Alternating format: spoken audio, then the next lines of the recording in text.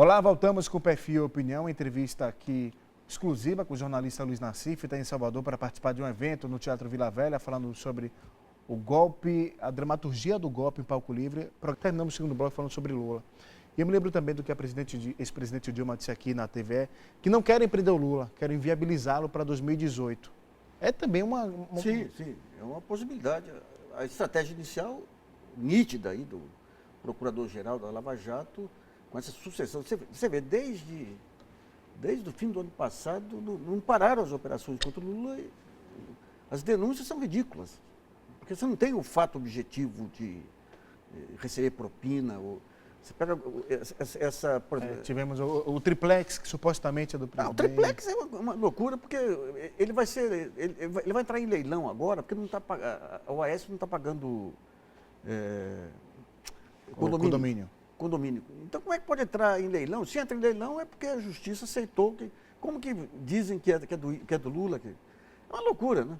O caso célebre, né, que eu já falei até aqui, mas acho que não custa repetir, que não temos prova, mas temos convicção. Então, mas você vê o caso do triplex. A Polícia Federal vai lá porque tinha levantou que o triplex estava em nome de uma offshore, tocado por aquele escritório Mossack Fonseca, que é o escritório das lavagens de dinheiro.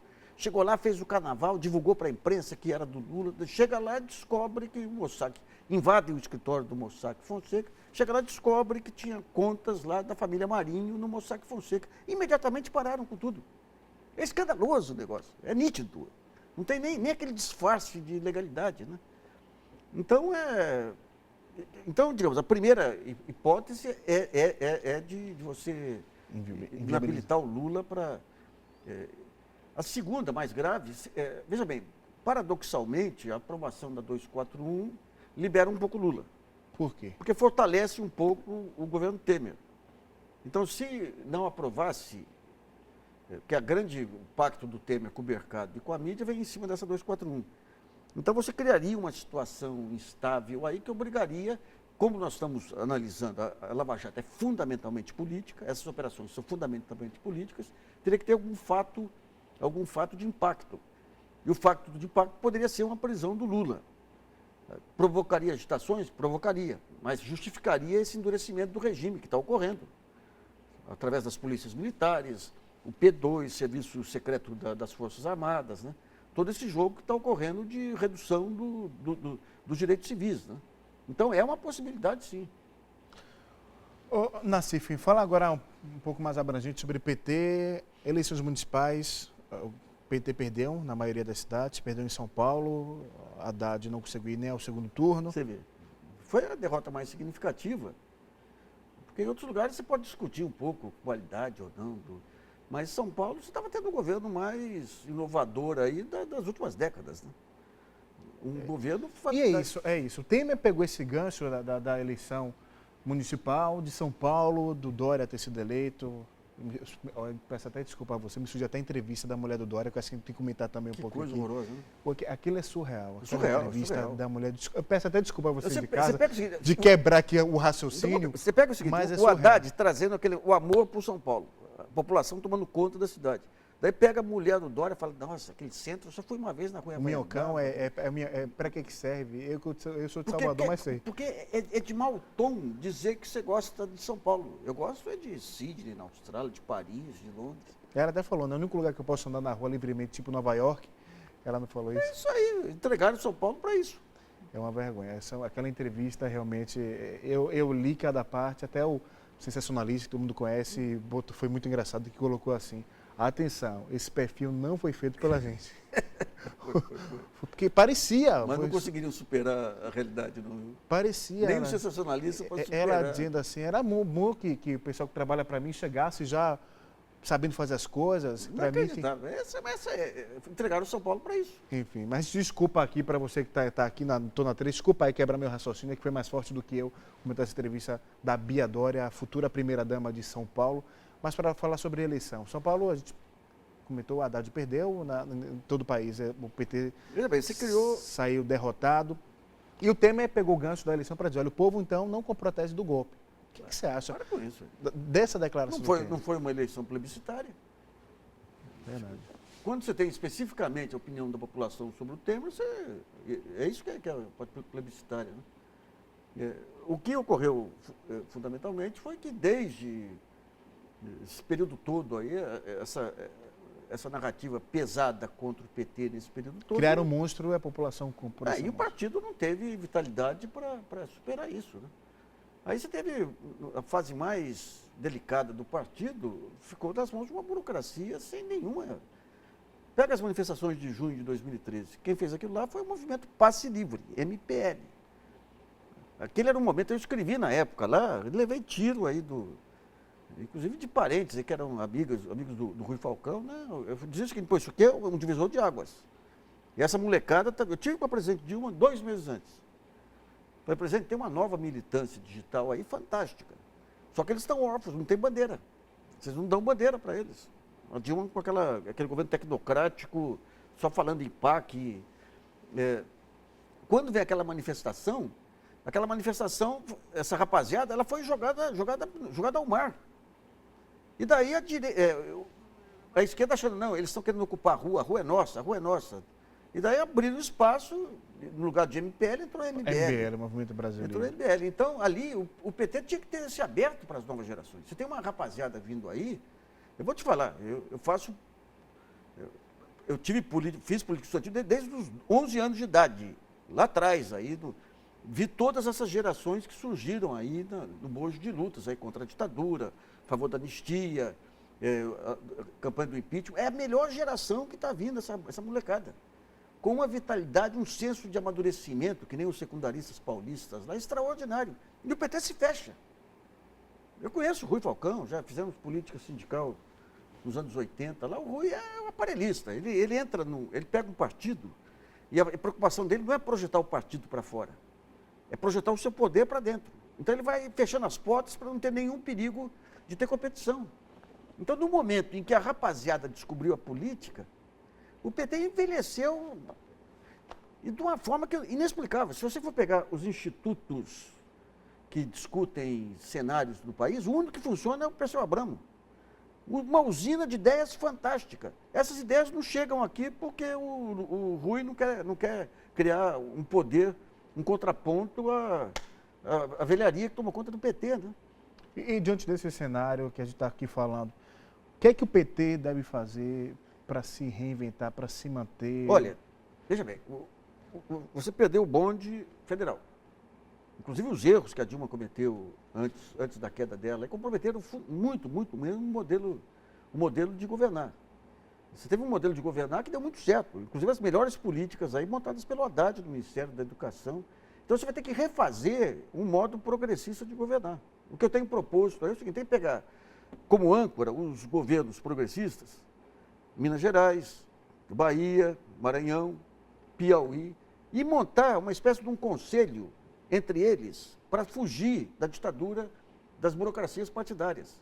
E fazer a união, chamar os demais partidos aí e começar a definir troca de experiências, pegar as experiências bem-sucedidas. A Prefeitura de São Paulo é uma usina de experiências bem-sucedidas sociais. Pegar isso aí e multiplicar. Mas a instância que eu acho que vai, se os governadores toparem aí, tem que ser uma instância de governadores. Não pode ser uma instância partidária. Os partidos estão muito contaminados entre si, guerras entre si, o pessoal não me apoiou aqui, o PT não me apoiou ali. E o PSOL ainda é um partido sem espinha vertebral ainda. É um partido com bons nomes espalhados e o PT enrijeceu. A executiva do PT não vai abrir mão aí. O Lula, eles falam, a saída é o Lula virar presidente do PT. O Lula está sob ameaça. Então o caminho seria os governadores montarem uma frente para uma espécie de um conselho superior para trocar ideias sobre modelos de gestão, definir modelos de gestão e espalhar e mostrar para a opinião pública o que significa você ter um Estado a serviço do cidadão. Né? Ô Nassif, você falou que o PT, o Temer sai fortalecido dessa... Não. Da PEC, da aprovação da PEC. Sim. Obviamente que a oposição se enfraquece. Qual tem que ser o papel da oposição nesse governo do Temer? Olha, eu acho que você tem veja bem, quando você pega esse negócio do inimigo externo, O que os deputados que eram a favor da PEC faziam era invocar que o PT, em tal época, isso não é uma luta de PT contra PMDB, contra PSDB. É uma luta do modelo de saúde e de educação que vão ser destruídos, né? Eu acho que esse negócio da PEC 241 é uma questão complicada, viu? Você não pode ceder, tem que abrir a cabeça aí, antes de chegar ao final as votações aí. Isso é um desastre. É uma irresponsabilidade dos que estão apoiando essa PEC. Mas você acha que dá para reverter? Tem que lutar. Se não reverter agora, é um negócio tão desastroso que mais à frente vai ser revertido. Só que a custa de quantos milhares de pessoas morrendo aí por falta de atendimento médico, quantos milhões de estudantes sem ter acesso à escola. Não pode fazer um negócio desse. Sabe, medidas como essa que mexem com 20 anos, um governo ilegítimo, ele não foi eleito para isso. Ele assume e aceita, e vem o Barroso para dizer, não, mas a solidez fiscal é fundamental. Então, você vai ter que ter... eu acho que... eu entrevistei outro dia o Flávio Dino, um cara muito articulado. Ele fala o seguinte, por que as corporações tomaram a frente? Porque deixou de fazer política. Então, você tem que voltar a fazer política. E fazer política é juntar a sociedade, juntar os demais partidos, definir políticas sociais, implementar políticas sociais eficientes, né? Você vai ter que redescobrir as políticas públicas sociais aí através dos estados e municípios, né? E tem também a reforma da Previdência, né, que está aí. E daí você tem uma dupla armadilha, né? Se você faz a reforma da Previdência sem discutir, sem nada, você avança sobre direitos aí adquiridos. Se você não faz a reforma da Previdência e segura e define esse limite para os gastos públicos, o aumento de gastos da Previdência vai comer a parte que cabe à educação e saúde também. Aí eles montaram um monstrengo aí horroroso, viu? Horroroso. Nassif, nosso horário está chegando, nós temos aqui mais 3 minutos, né, de programa, que dá para falar muito, mas eu queria que você fizesse assim, para quem está em casa agora acompanhando o nosso programa, uma análise geral do cenário político-econômico que vive o Brasil hoje e como você enxerga o futuro do Brasil, de como as coisas estão encaminhando. Você tem um fator novo aí, você vai ter uma reconstrução das esquerdas aí. Nunca esse negócio de direita e esquerda ficou tão nítido quanto agora. Nos anos 90 você tinha um pacto em torno aí da Constituinte, da queda do Collor, que nublava um pouco isso. Hoje está ficando nítido isso aí. Então você vai ter uma reconstrução dos partidos de esquerda a partir daqueles valores seminais. Eu vejo minhas adolescentes, eu tenho filhas adolescentes, neta aí, adolescente, elas falam o seguinte, nós temos essa posição porque somos a favor de políticas sociais, somos contra a homofobia, somos contra o preconceito. Então você vai ter que recuperar esses valores que o próprio PT, quando ele vai para o poder, com a Realpolitik, aí ele dispersa. Se pensar o PT dos anos 80, era um partido moderno. Era uma soma de coletivos, como se diz hoje, uma soma de coletivos com orientação geral. Depois, para assumir o poder, ele é obrigado a unificar. E daí você vai perdendo a vitalidade na ponta. É quase inevitável em partidos que assumem o poder, né? Então você vai ter que ter uma recuperação da política e uma resistência toda a prova contra a ampliação do estado de exceção. A grande guerra hoje é impedir o fim da democracia brasileira.